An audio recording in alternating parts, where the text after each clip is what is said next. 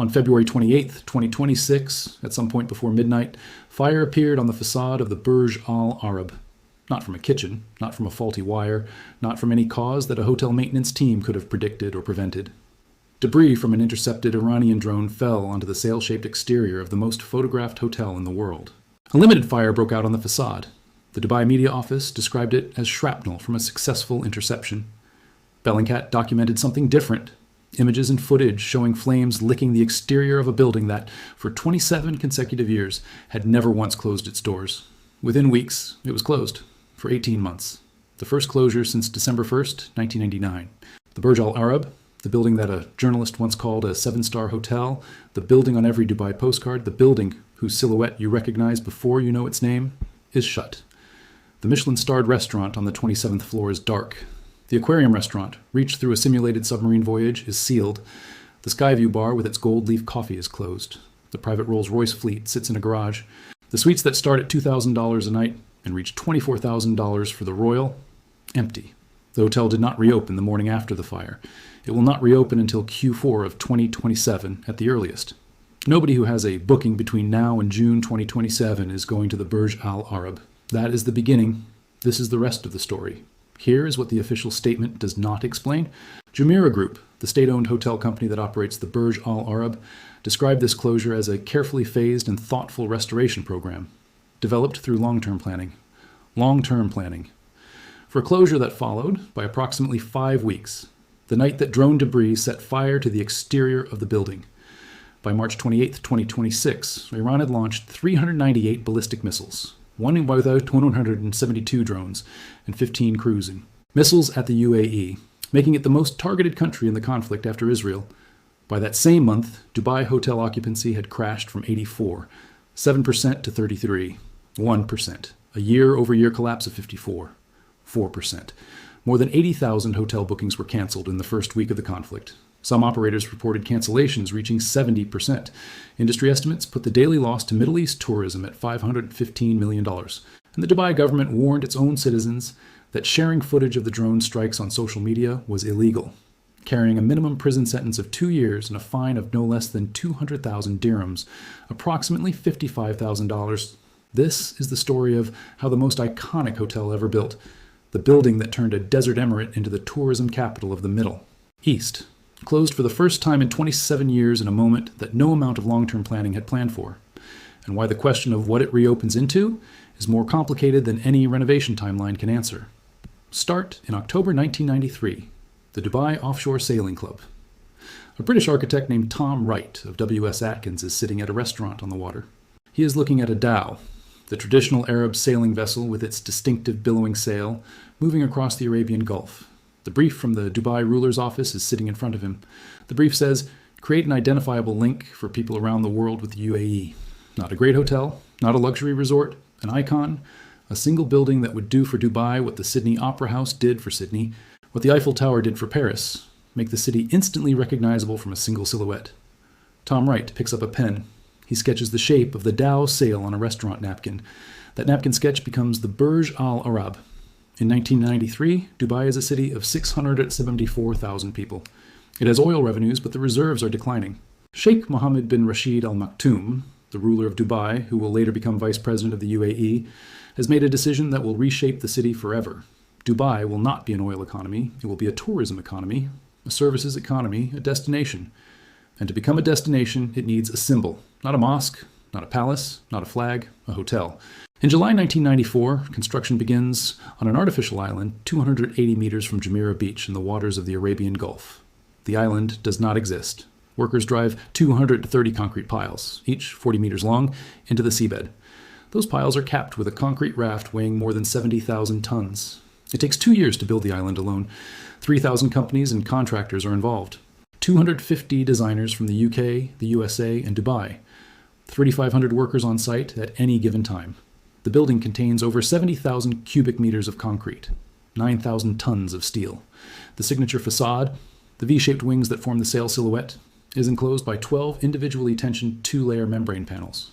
The membrane is translucent fiberglass. During the day, it shields the interior from the desert sun. At night, it acts as a screen for the colored light shows that wash across the sail in blues and golds and greens, visible from 20 miles away on a clear night. The interior is designed by British-Chinese designer Quan Chu. It is not subtle. 86 Stau's 500 Swarovski crystals, hand-fixed one by one into the ceiling. The largest Swarovski crystal installation in the world at the time. 21,000 of those crystals recreate the Milky Way in the lobby, an installation valued at 3 million dirhams. Over 30 types of statuario marble sourced from different quarries. 190 square meters of 24-karat gold leaf applied to surfaces throughout the building. The building costs approximately $1 billion. On December 1st, 1999, the Burj Al Arab opens. All 202 suites, every one of them a duplex, 2 floors per room. The smallest suite, 169 square meters. The largest, the Royal Suite, 780 square meters on 2 floors with a private elevator, a home cinema, and a rotating 4-poster bed. A journalist visits in the first days. They are so overwhelmed by what they find inside that they write a review suggesting the hotel deserves a rating of 7 stars. There is no such thing as a 7-star hotel in any official classification system.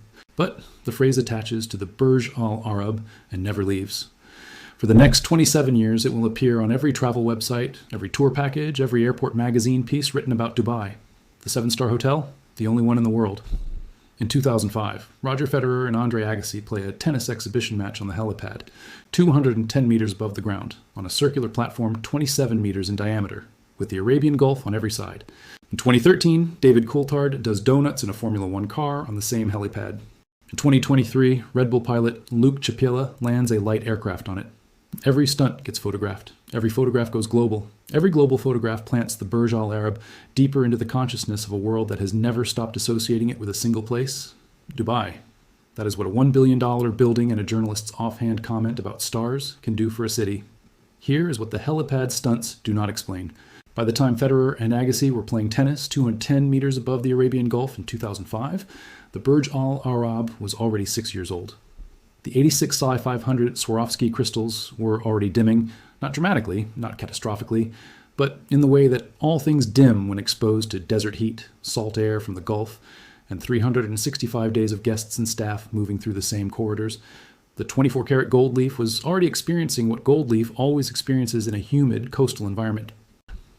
Microscopic lifting at the edges, dulling at the high-traffic corners, the slow migration of a material that was never designed to be touched daily by thousands of visitors.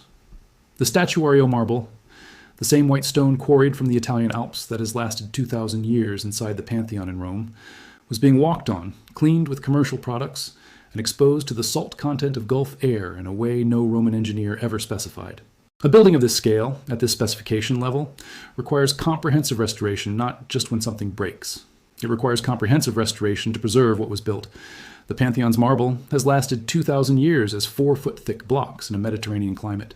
It would not last 30 years as a polished floor surface in the lobby of a hotel on a man-made island in the Arabian Gulf, absorbing 200 guests a night and their luggage and their shoes.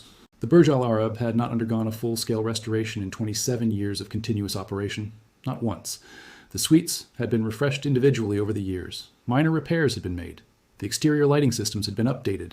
But the deep tissue renovation, the kind that addresses the Swarovski crystal settings, the gold leaf substrate, the marble sealants, the membrane tensioning of the facade panels, the mechanical systems inside a building that is now over a quarter of a century old, had not been done. French interior architect Tristan Auer, selected to lead the restoration after what Jumeirah described as a strategic and rigorous process, said it plainly. The idea is not to break everything, he said, but to preserve as much as possible and make it ready for the next 25 years. 70 to 80% of the interiors will be preserved. 20 to 30% will be rebuilt. In a building this opulent, that ratio represents an extraordinary scope of work. The restoration was needed. The question that nobody in the official communication answers directly is what moved it from someday to now, from long-term planning to an immediate closure in April 2026. On February 28, 2026, at approximately midnight Dubai time, the United States and Israel launched coordinated airstrikes on Iran. Iran responded within hours. The UAE, home to U.S. military installations, a critical shipping hub, and the financial infrastructure of a region that had sustained American economic relationships for decades, became a target.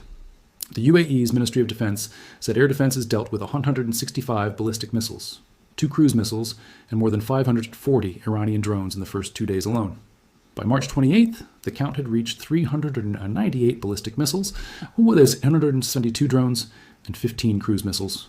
Most were intercepted. Debris from intercepted weapons does not disappear. It falls. It fell on Jebel Ali Port, the busiest port in the Middle East, home to a major U.S. Navy facility. It fell on Dubai International Airport, injuring 4 employees. It fell on Palm Jumeirah, where a drone struck near the Fairmont Hotel, causing a large explosion and fire that injured 4 people and forced evacuation. And on the night of February 28th, debris fell on the exterior facade of the Burj Al Arab. Flames appeared on the sail-shaped exterior of a building that, for 27 consecutive years, had never been anything other than a postcard. The Dubai media office described it as a limited fire caused by shrapnel from a successful interception. Bellingcat, using open-source satellite imagery and verified video footage, documented a pattern of UAE authorities consistently downplaying the extent of damage from Iranian attacks. The Dubai police issued warnings that sharing unverified footage of the strikes carried a minimum 2-year prison sentence. The Dubai media office, with 2.3 million followers on X, warned that legal action would be taken against those sharing unverified material. What is not disputed? The Burj Al Arab sustained damage on its exterior facade on the night the conflict began. What followed in the weeks after was not a return to normal. Dubai's March hotel occupancy, which had been 7% in February, one of the strongest figures in the world, collapsed to 33.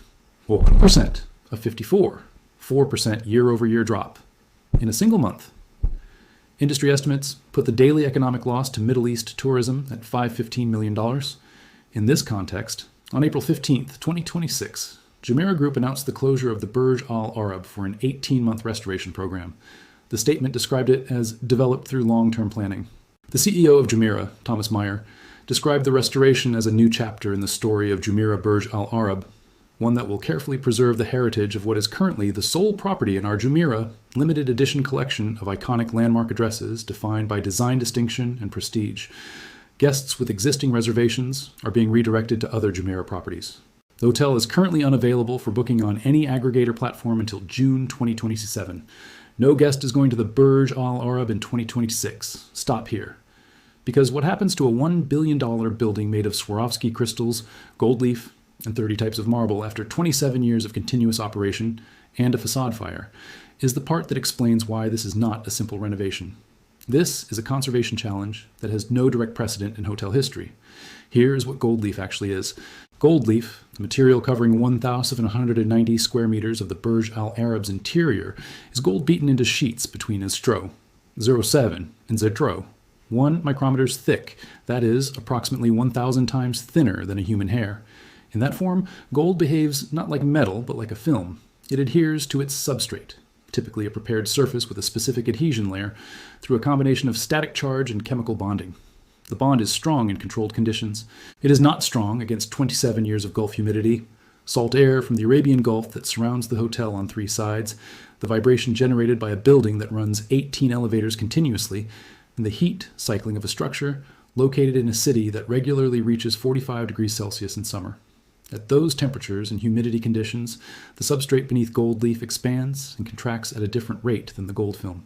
Over 27 years, that differential movement, invisible year to year, opens microscopic gaps between the gold and the surface underneath. The gold begins to lift, the gaps let in moisture, the moisture accelerates the lifting.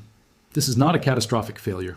It is a slow degradation that becomes visible only after years of accumulation. When it reaches the point that a conservator identifies it as requiring intervention, the work required is not repainting. It is removal of the existing gold layer, preparation of the substrate, and reapplication by hand by specialist gilders working with 24-karat gold leaf at $65 per 25 sheets across 1,690 square meters of interior surface. Now apply the same principle to 80 Sectile 500 Swarovski crystals, each one hand fixed into its mount. The mounting systems, the custom settings designed to hold each crystal at its specific angle to refract light in the precise way the designer specified, are mechanical systems. They corrode, they fatigue, they loosen.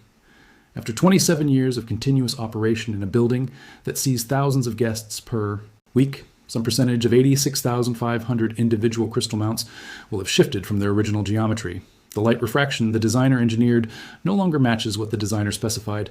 The crystals are still there, The effect is not.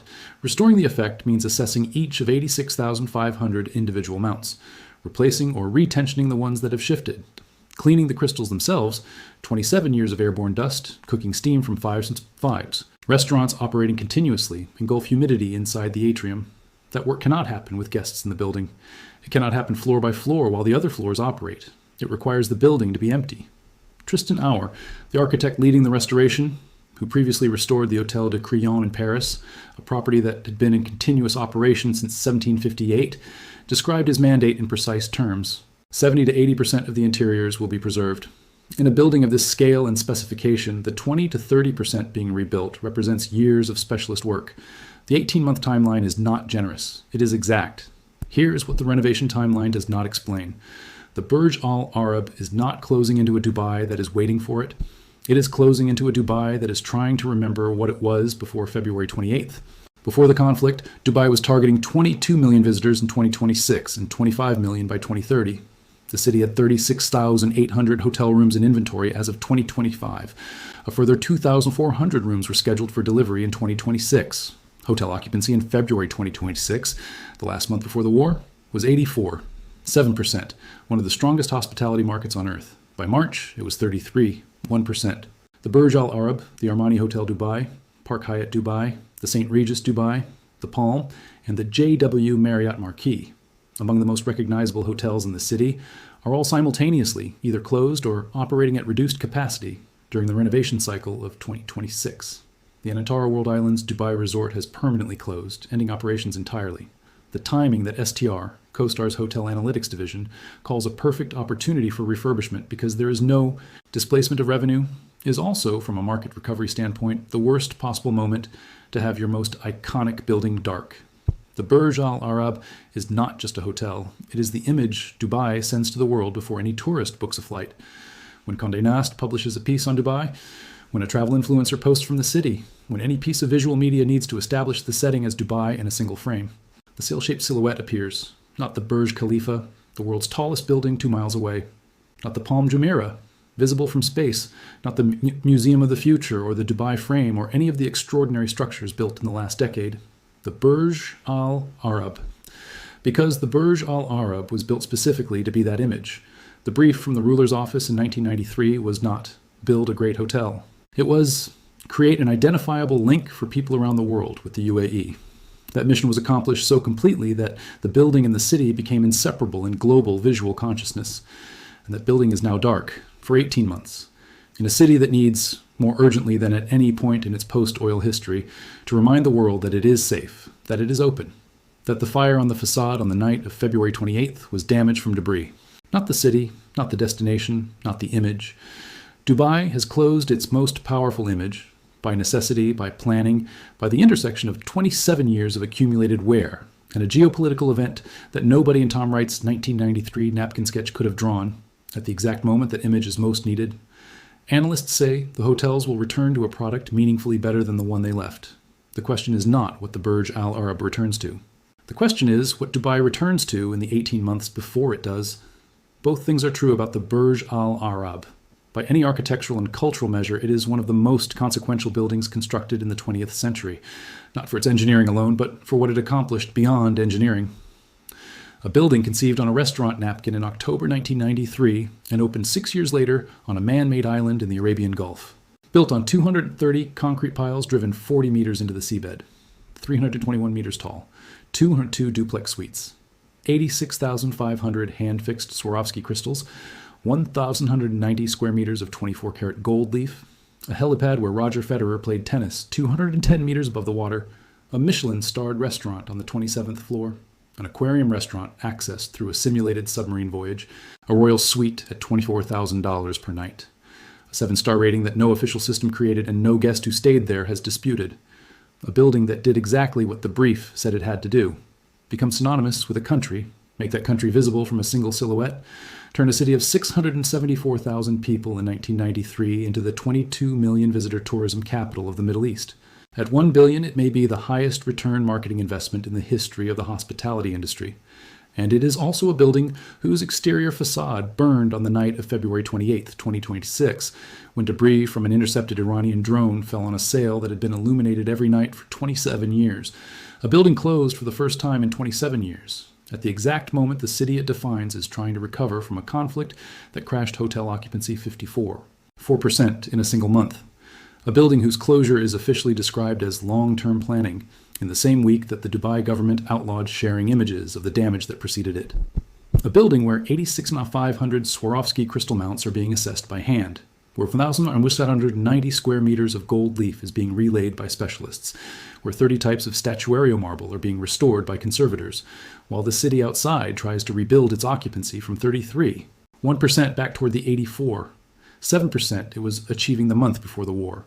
A building unavailable for booking until June 2027 on every platform. A building that will reopen into a Dubai that will not be exactly the Dubai it closed in. The napkin sketch became the city's identity. The city's identity is now in restoration. And nobody, not Jumeirah's CEO, not the French architect leading the restoration, not the analysts at CoStar or STR, not the Dubai Tourism Authority targeting 22 million visitors this year, can say with certainty what the city's relationship with the world looks like on the day the lights come back on in that sail. The Burj Al Arab will reopen. The brief that created it was to make Dubai recognizable from a single silhouette. That silhouette is dark right now, and Dubai is trying to remember how it works without it.